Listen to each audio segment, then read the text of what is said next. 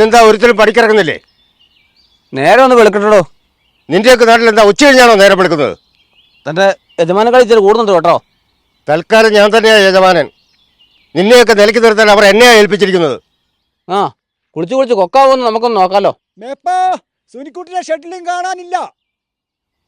അവൻ രാവിലെ ചെഴുന്നനയ്ക്കാൻ ഇറങ്ങിയിട്ടുണ്ടാവും. അവൻ ഇവിടെ വന്നിട്ട് 1 മാസം കഴിഞ്ഞു. ഇതുവരെ എൻ്റെ വായിന്ന് 2 കേൾക്കാതെ അവൻ പണിക്കിറങ്ങിയിട്ടില്ല. പിന്നെയാ ഇന്ന്.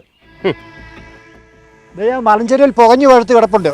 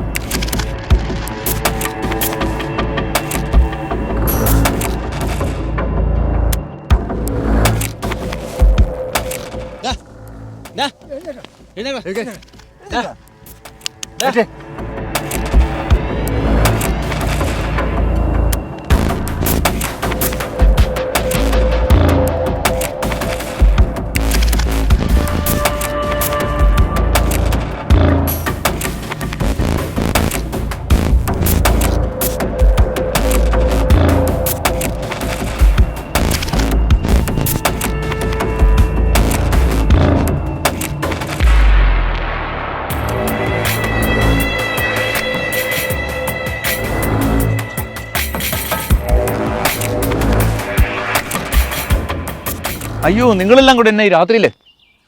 അയ്യോ, തല്ലല്ലേ, നേരം വെളുത്തേ. നിന്നെ എന്തിനാണ് ഞങ്ങൾ ഇവിടെ കൊണ്ടുവന്നിരിക്കുന്നത്? കഞ്ചാവ് കൃഷിക്ക്. അപ്പം നിനക്കറിയാം. നിന്നോട് എത്ര തവണ പറഞ്ഞിട്ടുണ്ട് ആ ഒറ്റമരച്ചോട്ടിൽ പോകരുതെന്ന്? അതിന് ഞാനവിടെ പോയില്ലല്ലോ. നീ നുണ പറയരുത്. നീ പല പ്രാവശ്യം ആ പരിസരത്ത് ചുറ്റിത്തരുന്ന ഞാൻ കണ്ടിട്ടുണ്ട്. ഞാൻ എന്നും നൽകാറുള്ള ഉപദേശം ഒരിക്കൽ കൂടി നിങ്ങൾക്ക് നൽകുകയാണ്. പുഴക്കരയിലെ ഒറ്റമരച്ചോടും താഴ്വാരത്തിൽ പൂട്ടിക്കിടക്കുന്ന ആ ബംഗ്ലാവും അവ രണ്ടും നമുക്ക് വിലക്കപ്പെട്ടതാണ്. ആ വിലക്ക് ലംഘിച്ചാൽ അതിൻ്റെ ശേഷം മരണം മാത്രമായിരിക്കും എന്ന് ഓർമ്മ വേണം. വേഗം വല്ലത് കഴിച്ചിട്ട് പടിഞ്ഞാറ തോട്ടത്തിലോട്ട് ഇറങ്ങിക്കൂ. ഉച്ചയൂണിന് മുമ്പ് എല്ലാ ചെടികളും നന്നായി നനച്ചിരിക്കണം. ഞാൻ വന്ന് നോക്കും. ഞാൻ മാത്രമല്ലല്ലോ, നിങ്ങളെയും കഞ്ചാവ് തോട്ടത്തിൽ പണിക്ക് നിർത്തിയിരിക്കുന്നല്ലേ. നിന്റെ കിഴങ്ങ് പുഴുങ്ങലൊക്കെ കഴിഞ്ഞോ? പുഴുങ്ങി വെച്ചിട്ടുണ്ട്. പിന്നെ ഓരോന്നിന് അണ്ണാക്കിലോട്ട് തള്ളിത്തരണോ?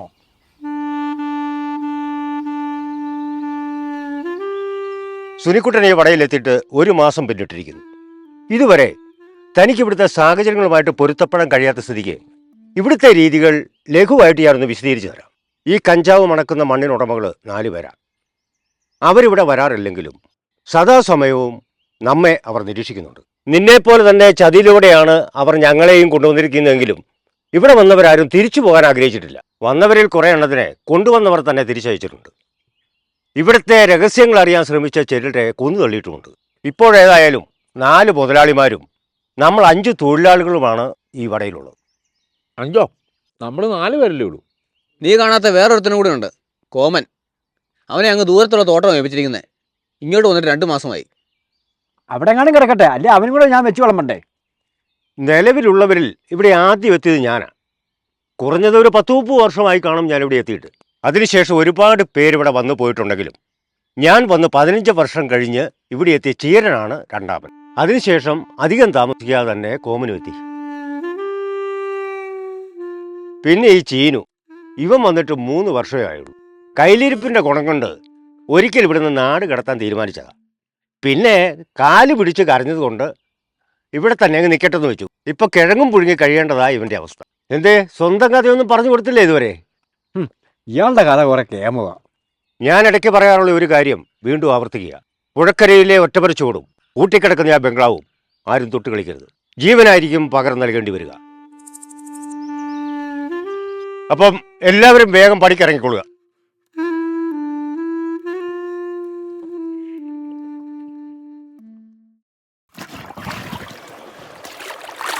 ഉടനെ ഒരു മഴ പെയ്തില്ലെങ്കിൽ നമ്മുടെ കാര്യം കഷ്ടത്തിലാവും. വെള്ളം കോരി ഊപ്പാട് തീരും. എൻ്റെ അമ്മ പെയ്യാതിരിക്കട്ടെ. ഇവിടെ മഴ പെയ്താൽ തോരത്തില്ല.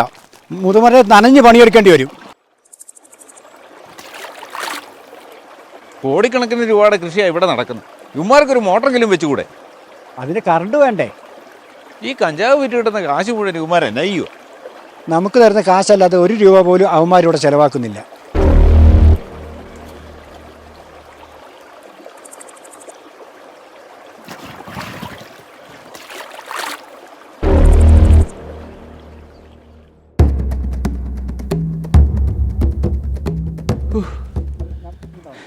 ഇതിനകത്ത് മുഴുവൻ മുതലാണെന്ന് അറിയാവുന്നല്ലേ, നോക്കി വേണ്ട ഇറങ്ങിച്ചല്ലേ. എന്തിനാ എതിരെയെല്ലാം തീറ്റിപ്പോരുന്നേ നാശങ്ങൾ. ഈ നാശങ്ങൾ കാരണം നമ്മളെ ശല്യം ചെയ്യാൻ ആരും ഇങ്ങോട്ട് വരാത്തത്. നിന്റെ ചീരൻ കൊണ്ടുവന്ന മാങ്ങാപ്പാറ വഴി മാത്രമേ ഇങ്ങോട്ട് എത്താൻ കഴിയൂ.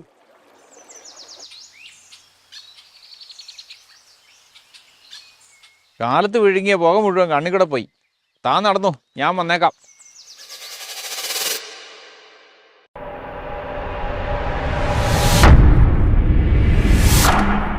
ബാക്കിയുള്ളവനെ വഴി തിരിക്കാൻ ഓരോരുത്തരും ഇറങ്ങിക്കോളും. പുകയടിച്ചാൽ ഞാനെന്താ കരിഞ്ഞു പോകുമോ?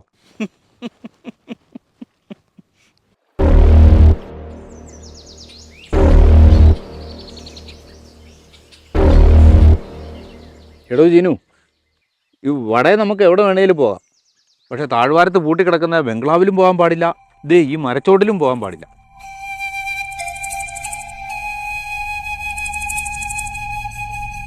ബംഗ്ലാവിൽ പണവോ മറ്റെന്തെങ്കിലും മുതലോ ആയിരിക്കും. പക്ഷേ ഈ മരച്ചോട്ടിൽ എന്തായിരിക്കും ഒളിപ്പിച്ച് വെച്ചിരിക്കുന്നത്?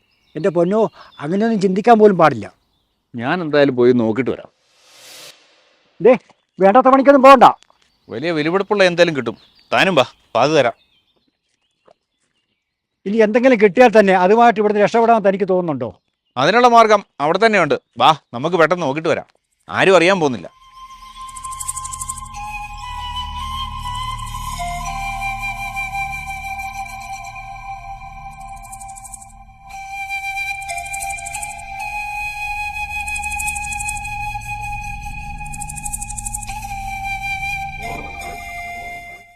മരത്തിൻ്റെ ചുവട്ടിൽ ഒന്നും കാണാനില്ല. മരത്തിൻ്റെ മുകളിലും ഒന്നും കാണാനില്ല. ഇല്ല, വാ പോയേക്കാം. ഞാൻ ഈ വേരിനടിയിലും കൂടെ ഒന്ന് നോക്കിയിട്ട് വരാം.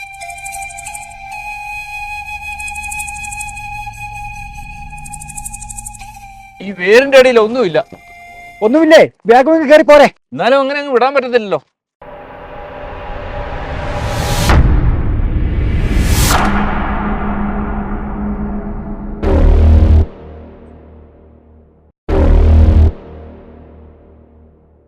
അത് നീ കൊണ്ടുവന്ന സാധനം തന്നെയല്ലേ? അങ്ങോട്ട് തിരിച്ചു വെച്ചാലേ.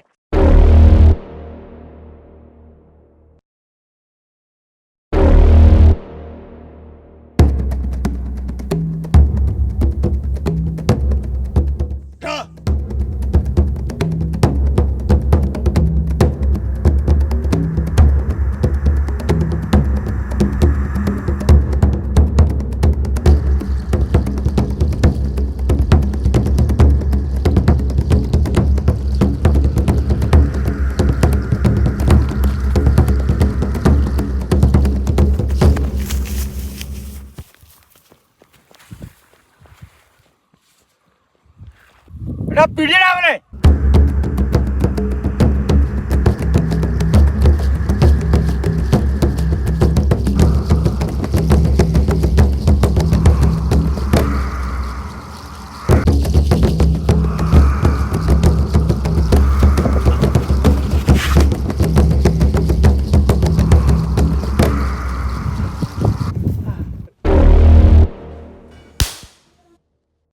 എത്രയും പെട്ടെന്ന് അവരെ വിവരം അറിയിക്കണം.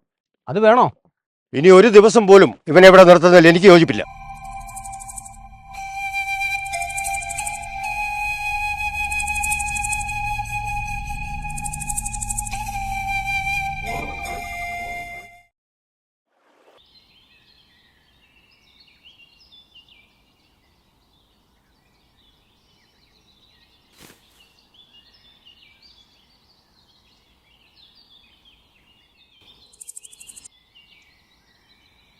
ഞാനിവിടെ നിന്ന് പോകണമെന്ന് നിർബന്ധമാണോ? ഒരവസരം കൂടി തന്നുകൂടെ?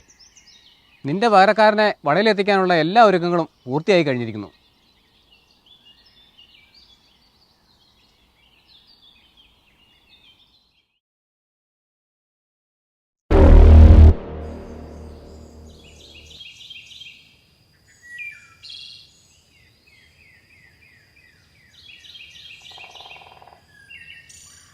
സുനിക്കുട്ടൻ ഇനി പണിക്കിറങ്ങേണ്ടതില്ല. നിന്റെ പകരക്കാരൻ ഇന്നോ നാളെ ഇവിടെ എത്തും. അവനിവിടെ കാലുകുത്തിയാൽ നീ വടയോട് ഇവിടെ പറയണം.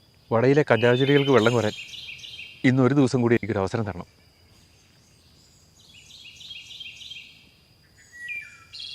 പണിയെടുക്കാൻ നിനക്കെത്ര കൊതിയോ? എന്താ നിന്റെ ഉദ്ദേശം? ഏതായാലും ഞാൻ വടയിൽ നിന്ന് പോവാ. ആ ബംഗ്ലാവിൽ എന്താണെന്നും കൂടി ഒന്ന് അറിഞ്ഞിട്ട് പോകാമെന്ന് കരുതി. ആ ബംഗ്ലാവിൽ എന്താണെന്നും കൂടി ഒന്ന് അറിഞ്ഞിട്ട് പോകാം.